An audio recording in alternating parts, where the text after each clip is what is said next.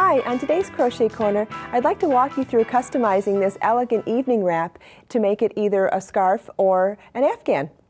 If you look at the shawl with me for a second, you'll see that the starting chain is along the entire length of the wrap, which means that it's about 64 inches when it's finished. And 64 inches is not only a good width for a wrap, but it's also a good width for a scarf or an afghan if you're working the lengthwise first. And the only difference being is that you'd work less rows of the stitch pattern to create a thinner width for a scarf or the full long length to make a square afghan.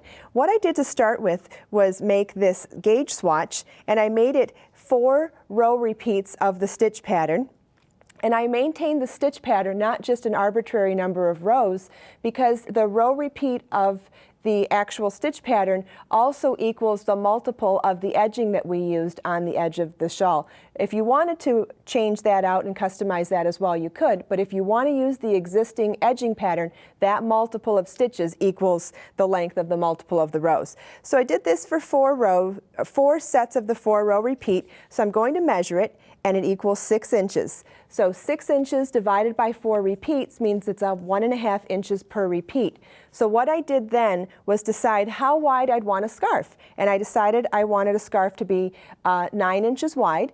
So to do a 9-inch wide scarf, I did the math, divided 9 by 1.5 inches to be 6 repeats of the pattern. So you're going to do the pattern just like you did for the shawl, but only do 6 repeats for the scarf. And then if you wanted to do it for an afghan, you figured out the inches, and I figured out to do 60 inches before the edging, and that equaled 40 repeats of the pattern. So you'll just do the shawl like you would the shawl, but just continue on for 40 repeats of the stitch pattern.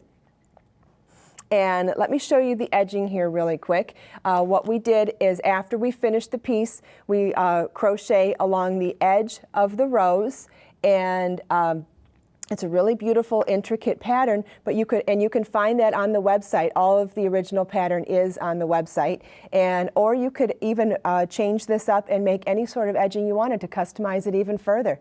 And that's today's Crochet Corner. Knitting Daily. Make time for yarn every day. Visit knittingdailytv.com for free access to all of the project instructions, ideas, tips, and techniques from this season of Knitting Daily.